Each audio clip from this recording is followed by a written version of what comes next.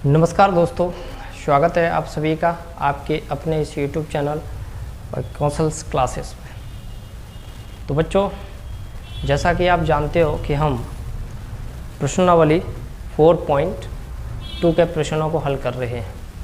तो आज की इस वीडियो में हम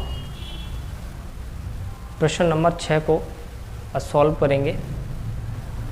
तो चलिए चलते हैं। सबसे पहले हम प्रश्न को पढ़ते हैं, उसके बाद हम उसको हल करेंगे। देखिए, एक कुटीर उद्योग एक दिन में कुछ बर्तनों का निर्माण करता है। एक विशेष दिन यह देखा गया कि प्रत्येक नग की निर्माण लागत उस दिन के निर्माण किए बर्तनों की संख्या के दुगने से 3 अधिक है। यदि उस दिन की कुल निर्माण लागत 90 रुपये थी, तो निर्मित बर्तनों की संख्या और प्रत्येक नग की लागत ज्ञात कीजिए। देखिए बच्चों, ना तो हमें ये पता कि बर्तनों की संख्या कितनी है और ना हमें ये पता कि प्रत्येक नग की लागत यानी कि प्रत्येक बर्तन की लागत कितनी है। तो हमें क्या करेंगे भाई, मानना पड़ेगा। ठीक, तो माना बर्तनों की संख्या x, समझिएगा ध्यान से।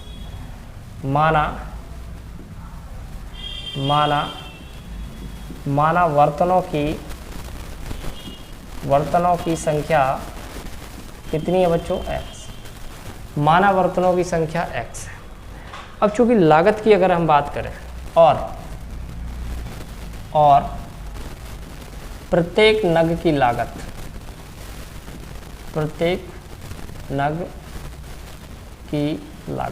समझना ध्यान से। प्रत्येक नग की जो लागत है उसमें क्या कह रहा है, प्रत्येक नग की जो लागत है वो बर्तनों की संख्या के दुगने से 3 अधिक है। प्रश्न में लिखा हुआ है कि उस दिन के निर्माण किए गए बर्तनों की संख्या के दुगने से 3 अधिक है। तो प्रत्येक नग यानी कि प्रत्येक बर्तन की जो लागत है वो बर्तनों की संख्या के दुगने से 3 ज़्यादा है। ठीक है, अब मेरी बात समझिए। बर्तनों की संख्या वही x है। जैसे आप मेरी बात समझिए ध्यान से। जैसे मैं बाज़ार में गया और मैंने 4 बर्तन खरीदे। कितने बर्तन खरीदे, 4। और प्रत्येक बर्तन मान के चलो 100 रुपये का है। भाई एक बर्तन, देखो मैंने 4 बर्तन खरीदे, ठीक है, और एक बर्तन कितने का है भाई, 100 रुपये का है। समझना ध्यान से, कितने का है, एक बर्तन 100 रुपये का है ना। एक बर्तन की कीमत, समझना ध्यान से, एक बर्तन 100 रुपये का है और 4 बर्तन मैंने खरीदे। तो इसका मतलब टोटल मैंने कितने रुपए दिए होंगे उसको, 400। इसका मतलब अगर बर्तनों की संख्या और प्रत्येक बर्तन की लागत में गुणा कर दें तो कुल लागत आ जाती है। ठीक है बच्चों, तो वही हम यहाँ करने वाले हैं। ठीक है, बर्तनों की संख्या कितनी है भाई, x इंटू ये प्रत्येक नग की लागत कितनी है भाई, 2x प्लस 3। अब ये हो गई कुल लागत, और कुल लागत उसमें कितनी है भाई, 90। बस इतना सा सवाल है। ठीक है बच्चों, तो देखिए अब हमें इसको हल करना है। देखो ये हो जाएगा 2x स्क्वायर, x का 3 में करेंगे तो 3x बराबर कितना, 90। तो ये हो जाएगा 2x स्क्वायर प्लस 3x 90 बराबर 0। अब देखिए ध्यान से सुनो। तो अब हम इसको करेंगे। सबसे पहला स्टेप क्या है भाई, 2 का 90 में गुणा करो। 2 का 90 में गुणा करेंगे तो ये आएगा 180। x का गुणांक कितना है भाई, 3। अब ऐसी दो संख्याएं चुनना है, इनका आपस में गुणा करें तो 180 आए और उनको जोड़ने और घटाने से आना चाहिए कितना, 3। ठीक है बच्चों, तो देखिए ऐसी जो संख्याएं हैं वो है 15 और 12। 15 का 12 में गुणा करेंगे तो वही 180 आएगा। 15 दूनी 30, 15 3 18, और 15 में से 12 को घटाएंगे तो 3 मिलेगा। 15 में से अगर हम 12 को घटाएंगे तो 3 मिलेगा। ठीक है बच्चों, चलिए तो ये हो गया हमारा 2x स्क्वायर माइनस 90 बराबर 0।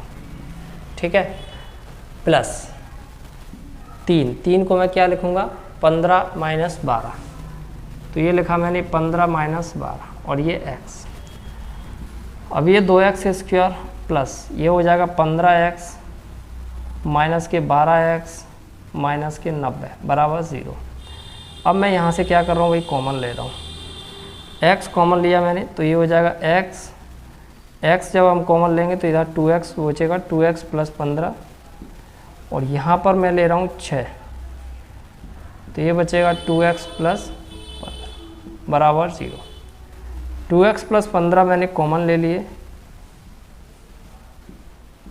तो बचेगा यहाँ पे x माइनस 6 बराबर 0।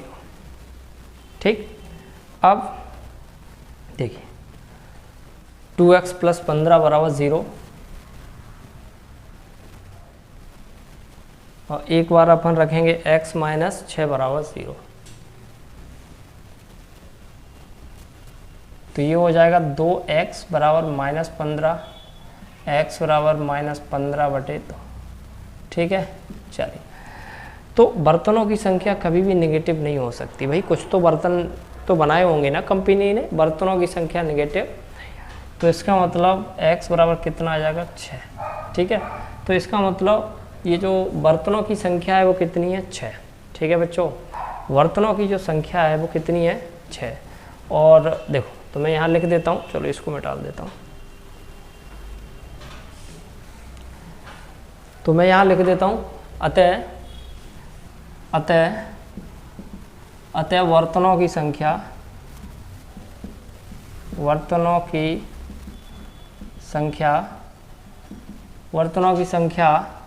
6। प्रत्येक नग की लागत, और क्या पूछा है, प्रत्येक नग की लागत, वो प्रत्येक नग की लागत। अगर हम प्रत्येक नग की लागत के बारे में, कितना है 2x प्लस 3, कितना दिया है बच्चों 2x प्लस 3, तो ये हो जाएगा 2x की जगह हम रखेंगे 6 प्लस 3, 6 दूनी 12 प्लस 3 यानी कितने हो गए भाई 15।